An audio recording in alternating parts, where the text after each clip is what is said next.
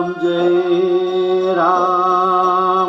जय जय राम, श्री राम जय राम जय जय राम, श्री राम जय राम।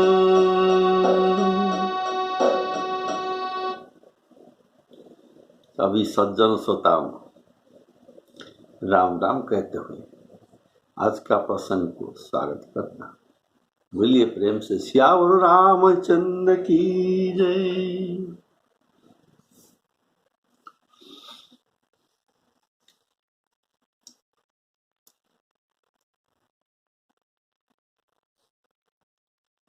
अरुणोदय हो गया।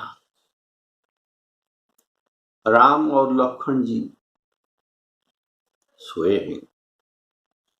ये जनकपुर का प्रसंग है।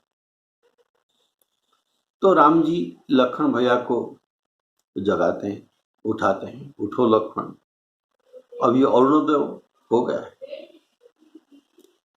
तो अरुणोदय देखते हुए लक्ष्मण जी राम जी को तो कहते हैं, भैया ये अरुणोदय होने पर आप लक्ष्य करेंगे तो कुमुदिनी सकुचा गए, इनके रंग काला पड़ गया। आकाश में तारागण का ज्योति जो था ये मलिन हो गया। जैसे सूर्य का आगमन सुनकर इनके दशा ऐसे हो गई। इसीलिए आप भी सूर्य के समान हैं।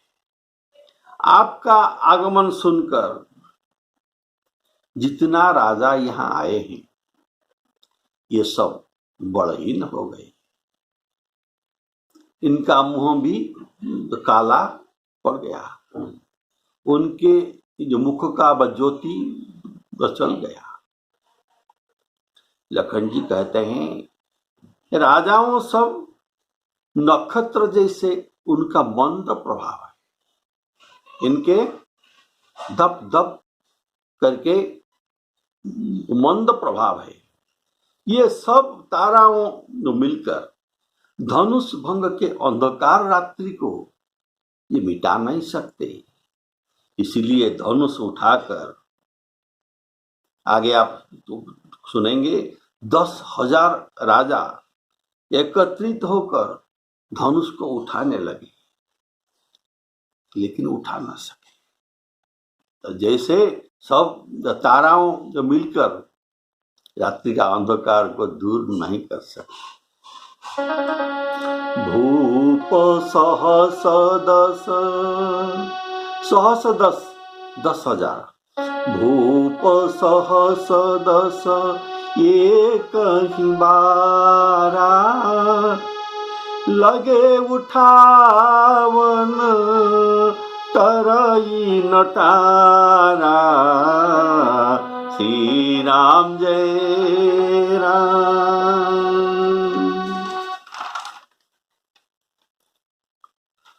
धनुष रूपक रात्रि जब तक रहेगा तब तक ये तारागण राजाओं इनका मंद प्रकाश तेज तो दिखाई देगा।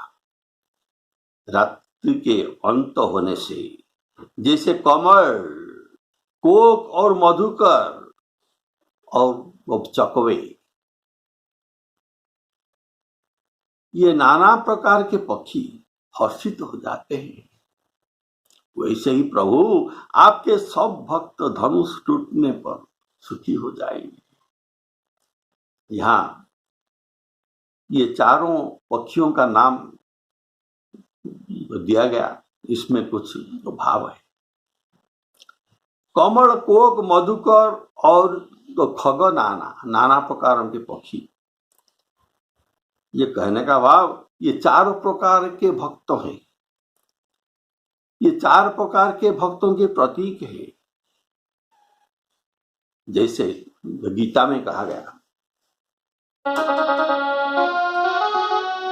चतुर्विधा भजन्ते मां जनाः सुकृतिनोऽर्जुन आर्तजिज्ञासुरर्थार्थी ज्ञानी च भरतर्षभ।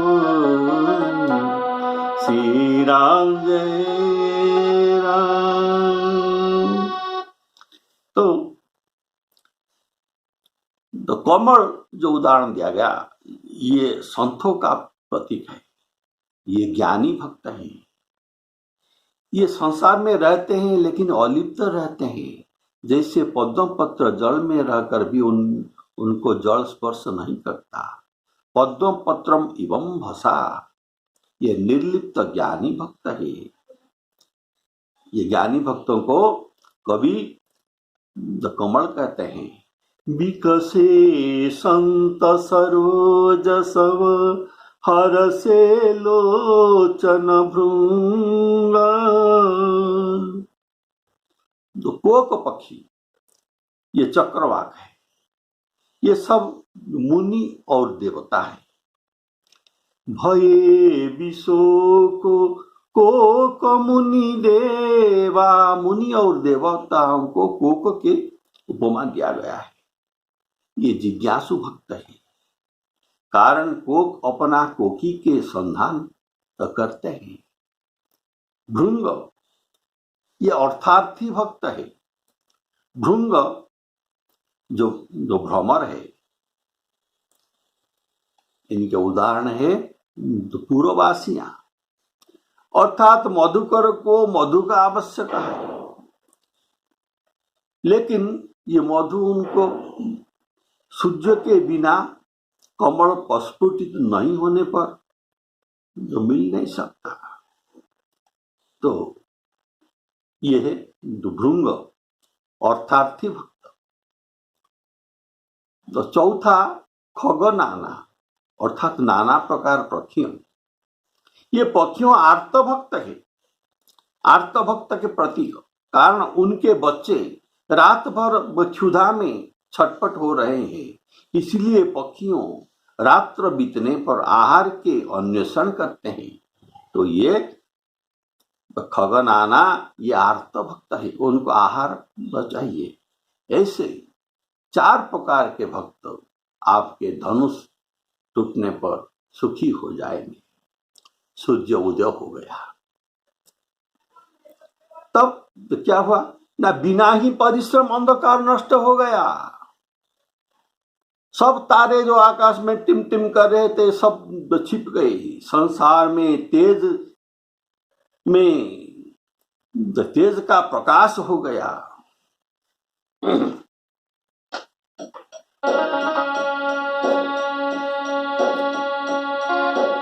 नृप सब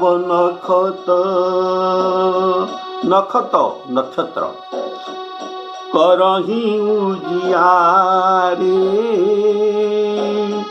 तारि न सकही चापतम भारी। कमल कोक मधुकर खगनाना, हरसे सकल निशा अवसाना। ऐसे ही प्रभु सब भगत तुम्हारे, हर होई हई टूटे धनुष सुखारे। भयुए भानु बिनु श्रम तमनासा, दूरे नखत जगते ज प्रकाशा। श्री राम जय राम, जय जय राम। श्री राम जय राम, जय जय राम। तो ये सब अरुण उदय के बारे में लखन जी वर्णना करते हैं राम जी के आगे। तो सुनिए, बिनु श्रम तम नाशा, सूर्य के उदय होने पर बिना परिश्रम के अंधकार दूर हो जाता है। अर्थात राजाओं के कोटि प्रकार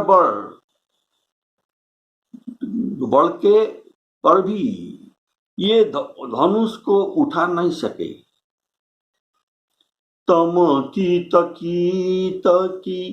शिव धनु धरही, उठाई न कोटि भांति बल करही। ये आगे का प्रसंग है। अर्थात ये सब राजा रूपी नक्षत्र जितना प्रकाश करने पर भी रात्रि के अंधकार को नष्ट नहीं कर सकते, लेकिन ये अंधकार को सूर्य बिना परिश्रम में नष्ट कर सकता है। यहाँ रूपक में लखन जी राम को सूर्य और शिवधनुष को रात्रि कहते हैं। ये राम जी केवल धनुष को छूने मात्र ही बिना परिश्रम के ये टूट गया। तो सूर्य के उदय होने से बिना परिश्रम ऐसे रात्रि भी नष्ट हो जाती है। इसलिए ये आगे का उदाहरण आपको दिया गया।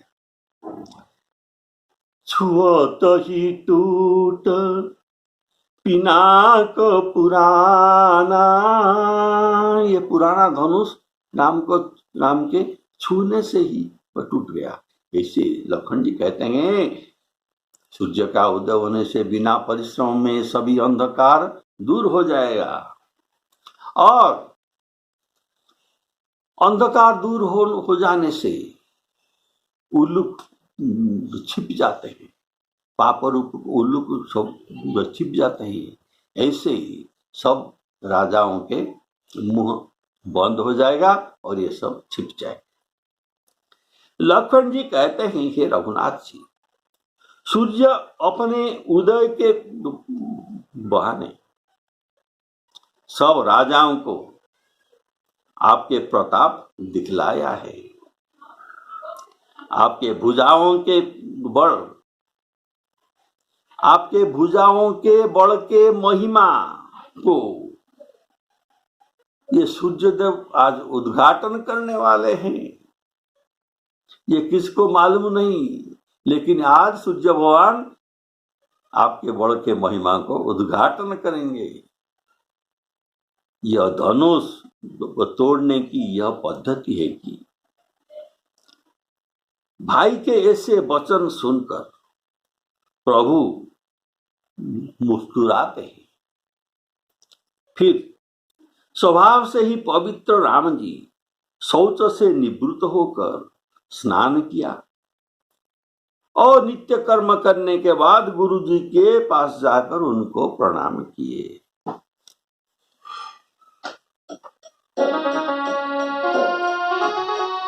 रवि निज उदय ब्याज रघुराया, प्रभु प्रताप सब रूप न दिखाया। तब भुज बल महिमा उद्घाटन प्रगटे धनु विघटन परिपाटी। बंधु वचन सुनी प्रभु मुस्काने, होई सुचि सहज पुनीत नहाने। श्री राम जय राम।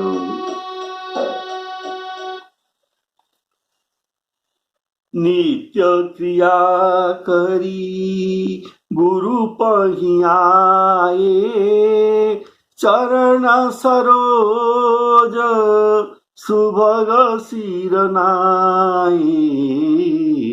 श्री राम जय राम। यहाँ रवि निज उदय कहने का भाव, जैसे उदयाचल में सूर्य उदय होते हैं, आज ऐसे धनु यज्ञशाला में भी राम रूपी सूर्य का उदय होगा। इसका उदय होने से संत रूपी कमल के आंखें हर्षित हो जाएंगे।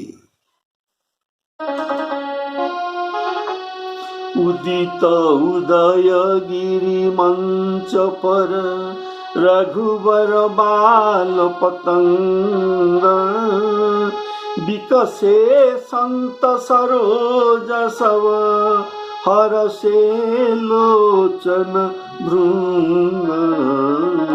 श्री राम जय राम। भगवान के महिमा उदाचल के घाटी है। विघटन परिपाटी कहने का भाव, भगवान के ये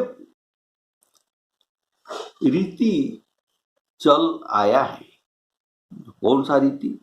प्रत्येक राम अवतार में बहुत बार राम अवतार हुआ है।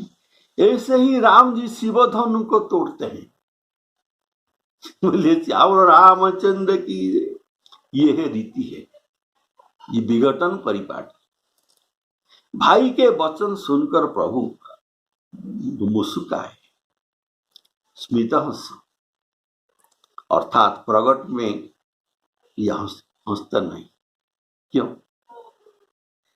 प्रगट में न हंसने का कारण लखन जी के वचन में उनके प्रशंसा था, और प्रभु के स्वभाव है कि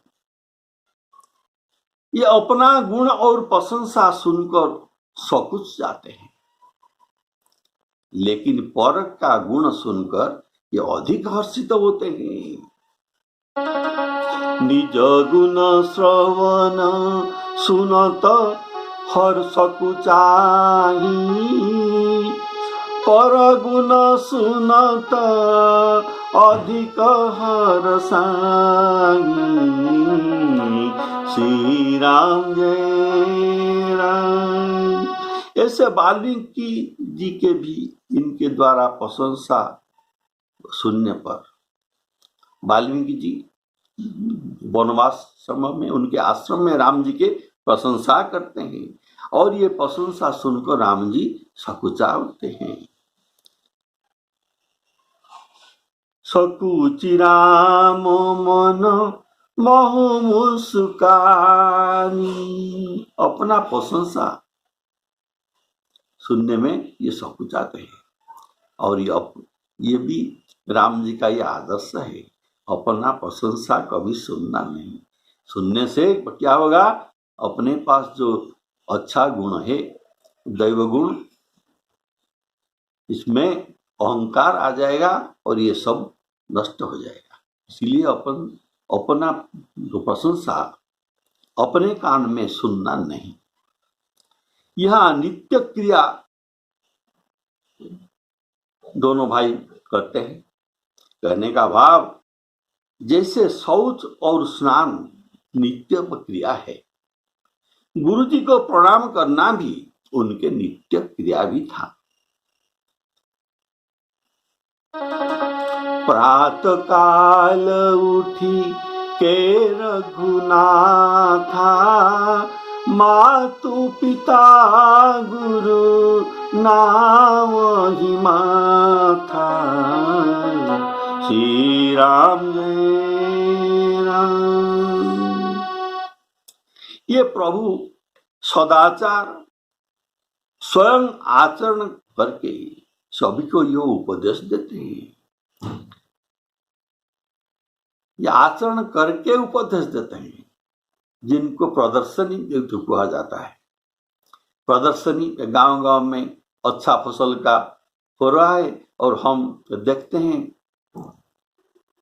और उसी के अनुसार हम अपना फसल भी अपना खेती करते हैं।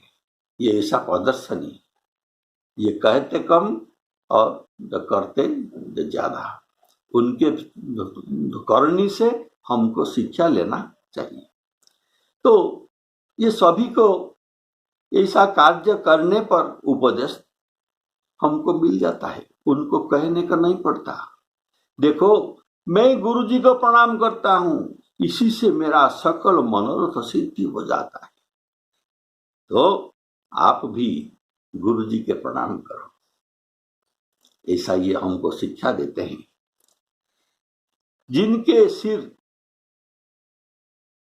जिनके मस्तक गुरु हरि और गुरु के पद में प्रणाम न करते, उनके सिर मस्तक ये जो कड़वा तुम्बी के समान है।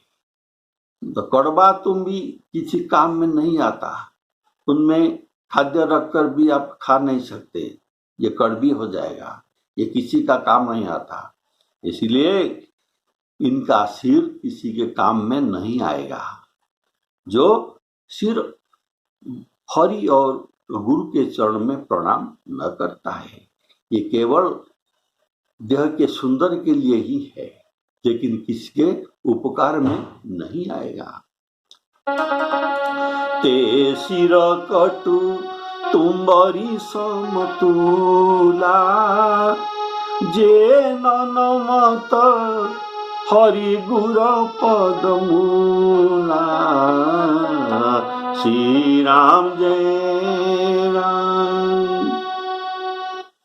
तब जनक जी ने सतानंद जी को बुलाते हैं, बुलाकर और उन्हें तुरंत ही विश्वामित्र जी के पास भेजा। उन्होंने आकर जनक जी की विनती सुनाई। विश्वामित्र जी के पास जाकर जनक जी के विनती सुनाई। कौन? सतानंद जी। विश्वामित्र जी ने हर्षित होकर दोनों भाइयों को बुलाए। सतानंद जी की चरण के वंदना करके प्रभु श्री रामचंद्र जी गुरु जी के पास बैठे। तब मुनि ने कहा, हे तात, चलो, जनक जी ने हमें बुला भेजा है।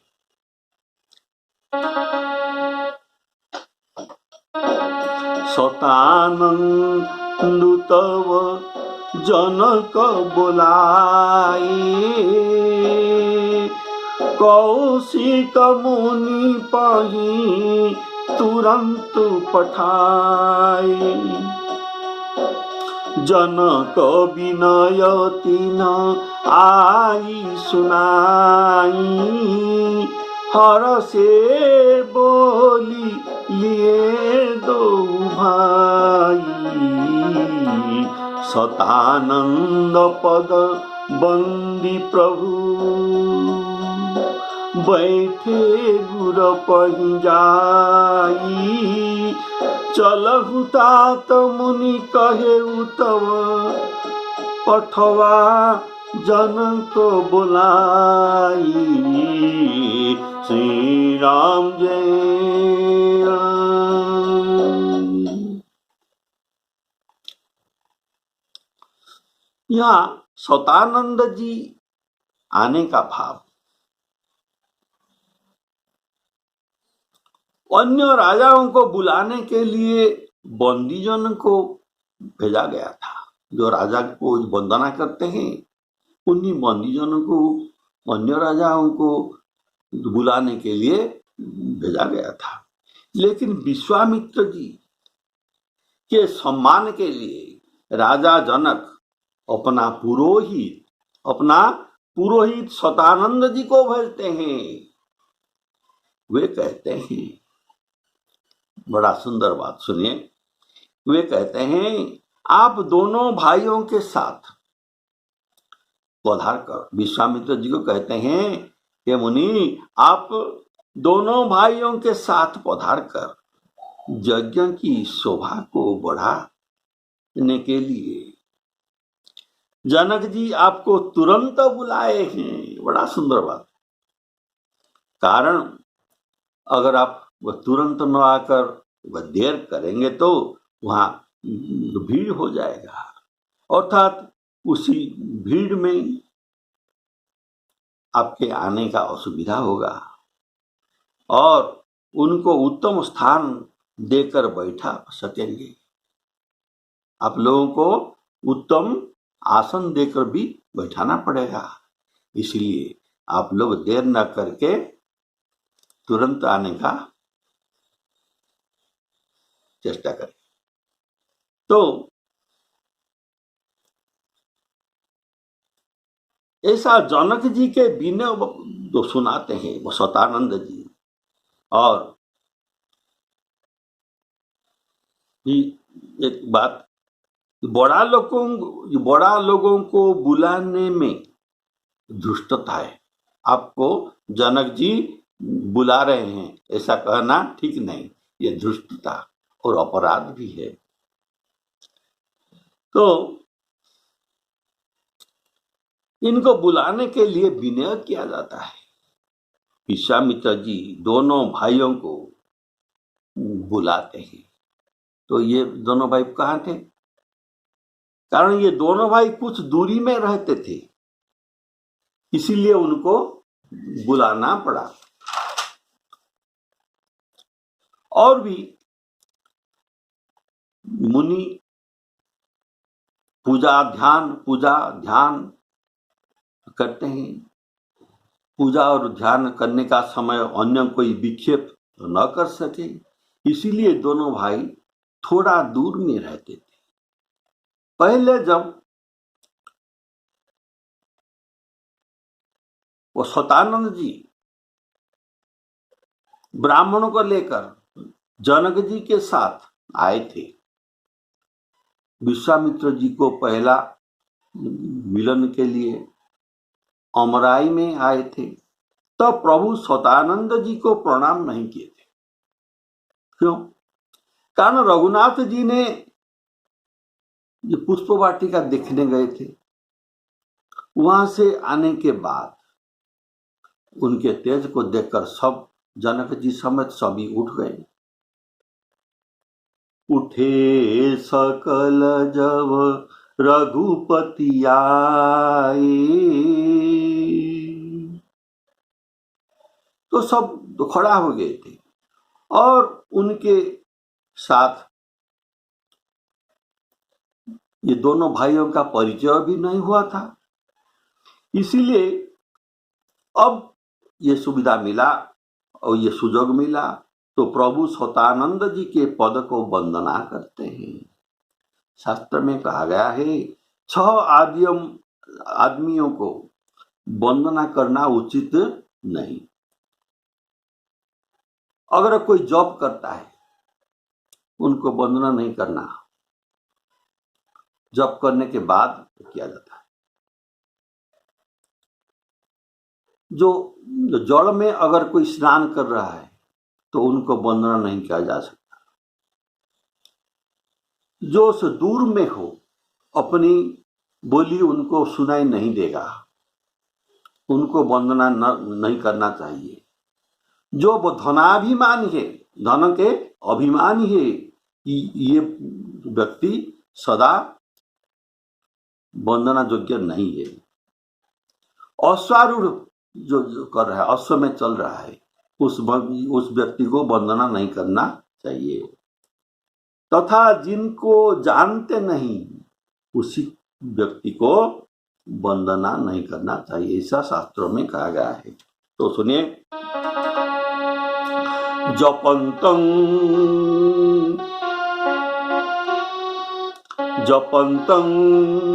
जो जप कर रहा है,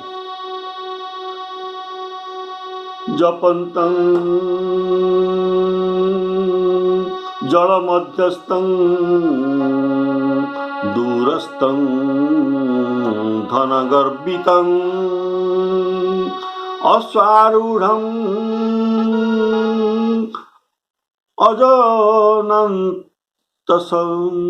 अजानन्तसं षड्विप्रानवन्द्यते।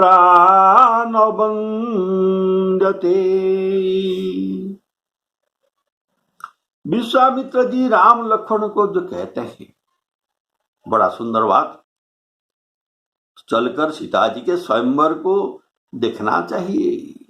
देखो ईश्वर किसको बड़ाई देते हैं, अर्थात त्रिकालज्ञ मुनि सब जानते हैं, जानते हुए भी ऐसा संदिग्ध संदिग्ध वचन कहते हैं।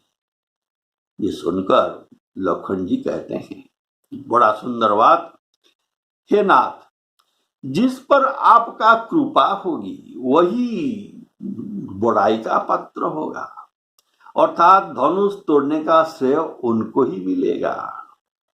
बोलिए श्याम रामचंद्र की जय।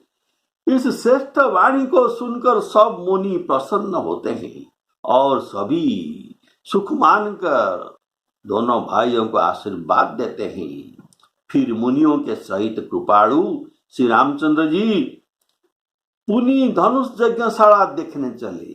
जो पुनी अर्थात ये 2 बार हो गया, पहली बार ये देखे थे, इसीलिए पुनी धनुष यज्ञशाला देखने को के लिए चले।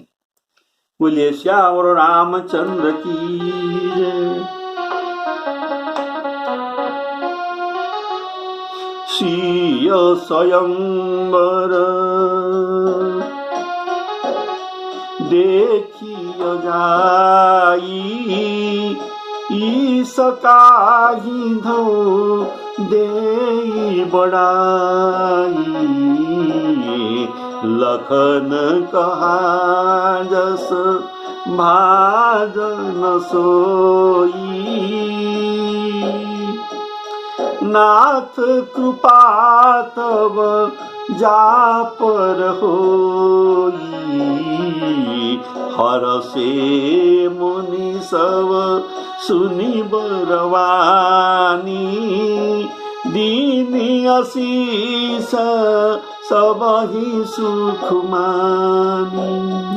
पुनि मुनि वृंद समेत कृपाला, देखन चले धनु समख साला। श्री राम जय राम। अभी सुंदर चरित्र राम लखन जी धनुष यज्ञ देखने के लिए अभी चलते हैं।